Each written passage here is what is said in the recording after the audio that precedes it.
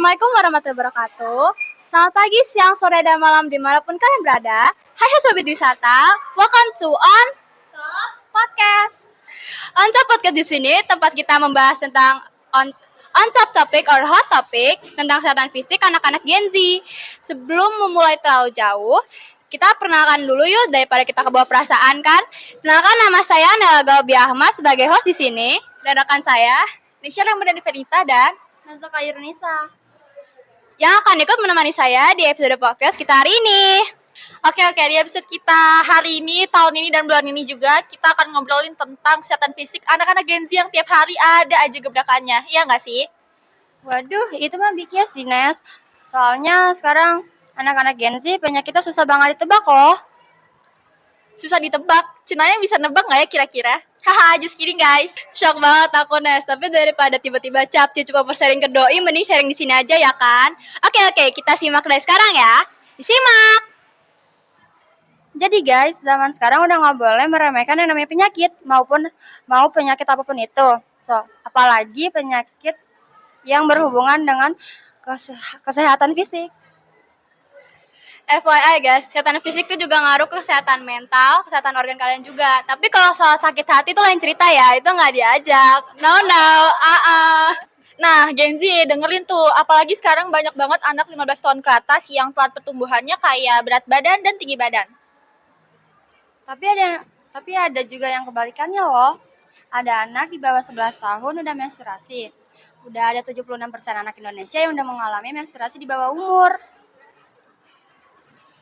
Itu sih biasanya karena konsumsi mereka nggak sih, Nas? Karena anak-anak zaman sekarang tuh maunya yang cepat, enak, dan praktis. Ditambah lagi sekarang ada tren mukbang di media sosial, ditambah lagi sama tren Yarus sama sayang. Benar, emang Gen Z ini ada aja ya gebrakan. Satu hal yang bikin Gen Z malas beraktivitas di pagi atau sore hari itu bergadang lah guys. Sudah ada 67% anak remaja yang waktu tidurnya tuh berantakan. Apalagi anak seumuran kita atau anak pelajar itu pasti butuh yang namanya waktu tidur yang cukup. Selain ngaruh kesehatan fisik, begadang juga ngaruh ke pertumbuhan dan cara kerja organ kalian loh. Ngomong-ngomong soal begadang nih ya, begadang tuh juga nggak bagus buat kesehatan mata kalian karena itu bisa menyebabkan minus dan silinder juga loh. Dan sekarang tuh anak-anak Gen Z pada demen buat begadang karena adanya HP. Karena anak-anak Gen Z tuh nggak akan begadang kalau nggak adanya HP guys. Waduh, ngeri juga ya. Tapi satu hal lagi yang nggak boleh kalian sepelein yang namanya kesehatan mental. Karena kesehatan fisik bisa ngaruh ke kesehatan mental kalian. Sudah ada 57,3% anak remaja yang lemah mentalnya karena kurang memperhatikan kesehatan fisik mereka. Tapi kalian tahu nggak? Di Vietnam suka banget yang ngadain lari pagi bersama loh. Bahkan sampai dibuatin road atau jalan khusus untuk pelari. Dan itu diselenggarakan setiap seminggu sekali. Itu bentuk peduli pemerintah Vietnam untuk mengurangi remaja yang malas beraktivitas di pagi hari dan di sore hari. Patut dicontoh guys, karena itu ngaruh banget di Vietnam. Karena sudah ada 87,6% anak remaja yang mengikuti kegiatan lari pagi tersebut. Dan itu ngaruh banget ke kesehatan fisik, kesehatan mental, kesehatan organ-organ tubuh mereka.